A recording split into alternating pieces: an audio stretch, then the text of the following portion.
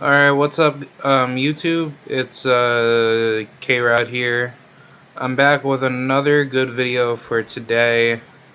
I wanted to talk about, I guess, Devin Haney and the Gary Russell situation.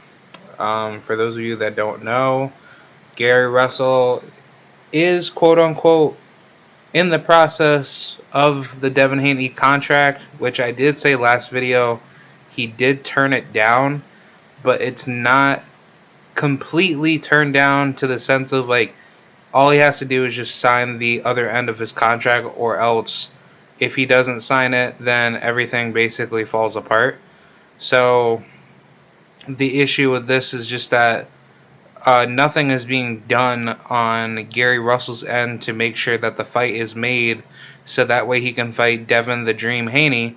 And, I just find it really, really bad for Devin Haney because Gary Russell is making very, very huge excuses to not fight Devin Haney for the mere fact that Devin Haney has everything made for what Gary Russell wants him to, I guess finalize for the fight.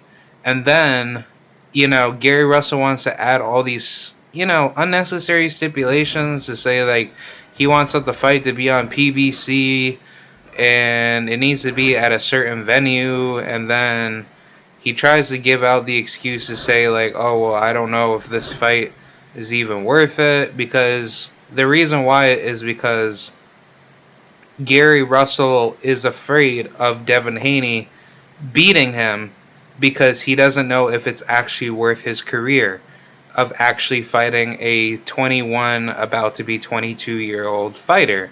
And I just find that to be absolutely insane because we've seen Muhammad Ali, we've seen, Floyd Mayweather, we've seen all the greats in boxing go at it with the best.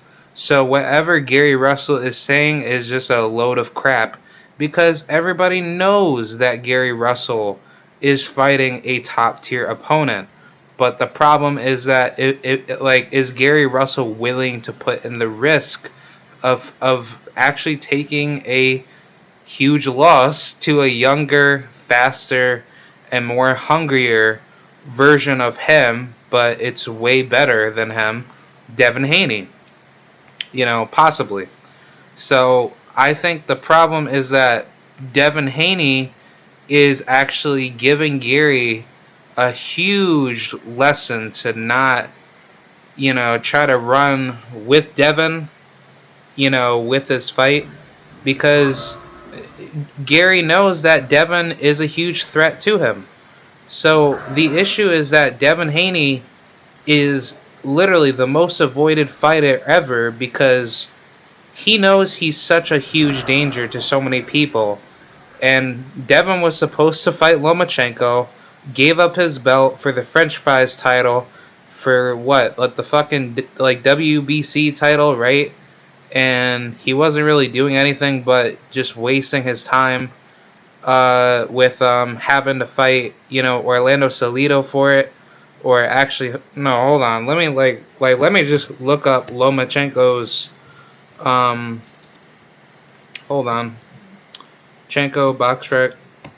Yeah, I'm gonna take a look at it. Yeah, I'm gonna search up his box rec and confirm that that Lomachenko, did fight, Salido for a world title. Yeah. Yeah. Yeah, he did. So his very first fight, in which this is crazy, but he fought Jose Luis Ramirez. That was that Puerto Rican guy, or actually no, it was a Mexican guy that he fought. And then, once he fought him for the world title. Oh, and then he defended it against Salido. So Salido beat him, and then he came back, 3 months later to challenge Gary Russell for it, knowing that, he basically broke the WBO rules. And then he just basically said, okay, well, no, well, screw it, because he doesn't care. And, yeah, he basically just came out of his way. took out all the other fighters. And, it's funny because within technically 3 fights, he was able to fight Gary Russell for that world title. But when we take a look at Devin Haney, which, I mean, Haney, he was like starting out his career in 3 fights. Yeah, he was fighting in Mexico for the majority of those fights and a couple in America. But his very first world title, world title fight, came 2 years later, after 2015, into 2017, facing Maximo or Maximimio, right? Tawala got the WBC Youth World Light title. That's for lightweight, and then after that, like the actual title for the IBF, he fought Juan Burgos, and then he fought Zolasani Nogadeni. Yeah, that was for the WBO and the WBC International Light title. Which that was a good fight, and Zolasani, he got worked by Devin. Then after that, Antonio Moran, Zawar, then Alfredo. So yeah, Devin Haney, he's been fighting some really good guys, but I mean, even during his time when he was fighting, like his Mexican fights, which, I mean, he hasn't really fought anybody at that high level because he was just getting, I guess, getting his experience up.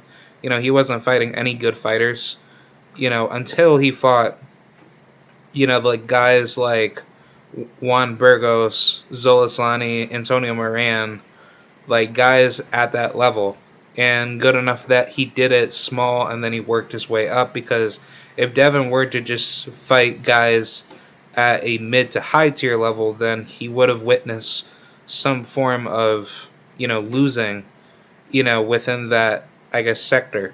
But I mean, that's why Devin played it the smart way, to build up his career in Mexico just to get wins and just to basically, prop up his career so that way he can get the experience. And then once he was really, really good, he's now going for world titles by at least, 2 years to 3 years, which isn't a bad deal because he's been fighting since he was 16.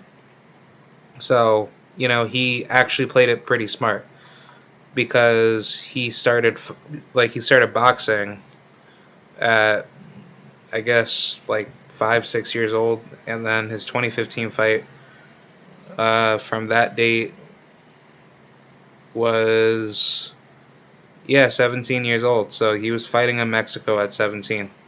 So yeah, good for him, man. I'm actually pretty happy that Devin, he actually did his thing, because he would have fought Lomachenko a lot earlier if Lomachenko did not give up his title for the mandatory slot to be removed. So that was Lomachenko's fault. That wasn't Devin Haney's fault. So yeah, I just find that absolutely insane because Devin Haney, he's such a good fighter. And, if Gary Russell, goes that route with trying to treat, I guess Devin Haney, no respect with giving him the opportunity to fight him, I just find that to be absolutely insane because, you're just wasting Devin's time. And if I was Devin Haney, dude, I'd be pissed off. I'd be asking him, yo, my nigga, what is going on? It's either we're gonna fight or we're not gonna fight. And it's sad enough that, nobody doesn't want to fight Devin Haney. But when it comes to a guy like Teofimo Lopez getting all these high quality wins against guys like Richard Comey, Nakatani, and then he now gets a world title opportunity for Lomachenko because Lomachenko probably thinks okay, this guy, he actually has skill, but it's probably skill that I can utilize to my advantage for myself to win easier.